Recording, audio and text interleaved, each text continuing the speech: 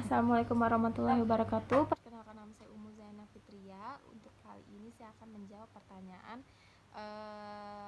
di luar kelas hari ketiga. Yang pertama itu ada yang pertanyaan dengan tema job description. Yang pertama itu, apa yang harus dilakukan motivator apabila ada murid yang tidak mau masuk kelas? Karena kita punya tahap fun learning, jadi yang harus kita lakukan itu sebisa mungkin yang pertama itu mengambil hatinya agar dia itu mau masuk kelas, bukan hanya untuk belajar gitu, tapi pertama-tama kita mengajaknya bermain, mengajaknya berkenalan, sampai dia itu merasa nyaman dan mau masuk kelas. Jadi nggak ada paksaan sama sekali. Terus yang kedua, apa yang harus dilakukan motivator apabila ada murid yang menangis? Jadi yang pertama itu, yang kita lakukan itu sebisa mungkin itu kita nggak boleh panik, karena kalau misalkan kita panik, jadi kita nggak tidak akan menemukan solusinya atau jalan keluarnya. Jadi yang harus kita lakukan itu seperti menenangkan dulu muridnya. Terus kita bisa ajak sharing, kita bisa coba kakak ceritain kenapa bisa nangis kayak gitu. Nanti kalau misalkan dia udah mau cerita, dia udah sedikit tenang, kita ngajak dia ngajak bermain kembali. Jadi sembari bermain kembali, kita sembari ngajak dia belajar lagi gitu. Untuk pertanyaan yang ketiga, apa yang harus dilakukan motivator apabila ada murid yang mengganggu murid lain? Yang kita lakukan itu, pertama kita ngasih tahu bahwa yang dilakukan dia itu tidak baik, dan kita ngajarin gimana sih caranya bermain yang baik itu, gimana caranya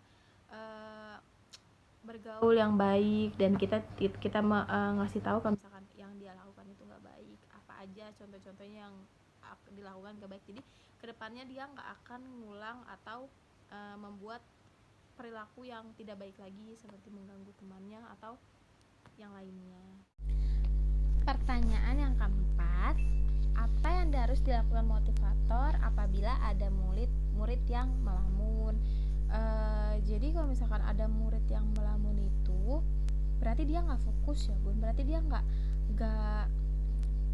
tidak merasakan fun learningnya karena dia tuh melamun. Jadi yang harus kita lakukan itu, yang pertama itu mengajaknya bermain, jadi dia punya kegiatan dengan cara kayak kita mengajar pun kan harus fun learning. Jadi yang pertama kita ajarin itu bermainnya. Jadi tuh anak-anak itu tidak mudah bosan, dan anak itu pun tidak melamun gitu. Jadi dia lebih fokus sama pelajaran dan aktivitas bermainnya, seperti itu. Ada juga apa saja tugas yang harus dilakukan motivator secara periodik setiap minggu. Tugas-tugasnya itu antara lain itu melakukan evaluasi, jadi dan membuat laporan tentang masalah yang timbul di kelas. Terus ada juga pertanyaan tentang apa saja tugas rutin yang harus dilakukan motivator setiap hari. Tugas rutinnya itu pastikan kelas dalam keadaan bersih. Jadi yang pertama kita pastikan itu berarti kebersihannya ya. Apalagi dalam masa pandemi seperti ini, kita kan tidak mau menerima komplain dari orang tua murid ya, terutama. Jadi pastikan kelas itu bersih, dan pastikan bahwa file kegiatan itu sudah dipersiapkan. Jadi nanti kalau misalkan kita mau melakukan pembelajaran dan belajar dan bermainnya itu, kita tuh ada file, jadi kita tuh nggak bingung kita harus apa. Jadi untuk sebelumnya itu sudah kita siapkan, seperti itu. Dan pertanyaan selanjutnya, bagaimana cara agar motivator mengetahui karakter dan kesukaan anak? Yang pertama itu ya kita harus mencari tahu tentunya apa sih yang disukai anak, bagaimana karakternya. Berarti kita harus pertama ngajak dia kenalan dulu nih, ngajak dia itu berinteraksi. Jadi dari situ kita tahu apa karakternya, dari situ kita tahu sifatnya tuh kayak gimana, dari situ kita tahu apa yang disukainya. Jadi kita korek-korek aja bu, kayak gitu. Jadi karena kita dan dengan kita tahu karakter dan kesukaannya, kita lebih gampang nih mengajarkan pembelajaran yang fun learning tentunya. Dan terus tugas yang kedua, pertanyaannya itu temanya tentang tugas dan tanggung jawab motivator. Yang pertama itu, apa target suasana kegiatan di kelas Bimba yang harus dicapai oleh motivator? Jawabannya, yang pertama itu ada suasana kelas dipastikan nyaman dan aman.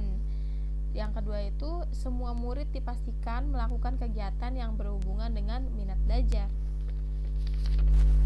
Dan ada juga pertanyaan, bagaimana cara motivator mencapai target atau tugas di kelas Bimba AIUEO. Caranya itu, motivator itu harus menyayangi dan mengasihi murid dan harus bisa mengendalikan diri sendiri. Pertanyaan selanjutnya, apa tanggung jawab utama motivator Bimba?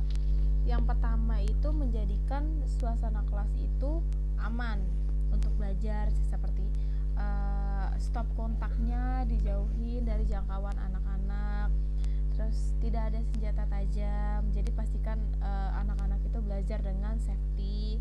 Terus tidak ada binatang-binatang seperti serangga, seperti semut-semut yang banyak atau nyamuk seperti itu kan.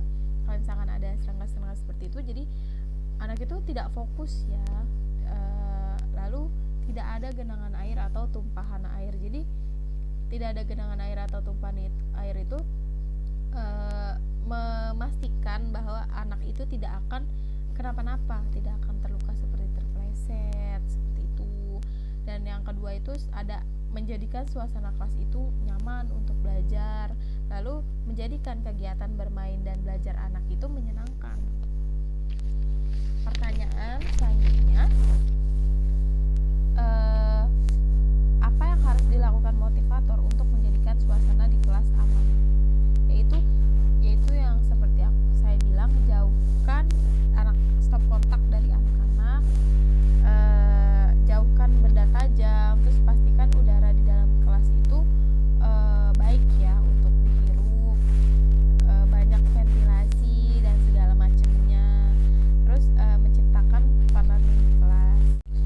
Pertanyaan selanjutnya, apa yang harus dilakukan motivator untuk menjadikan suasana di kelas itu nyaman dengan cara belajar yang menyenangkan dan tidak membosankan?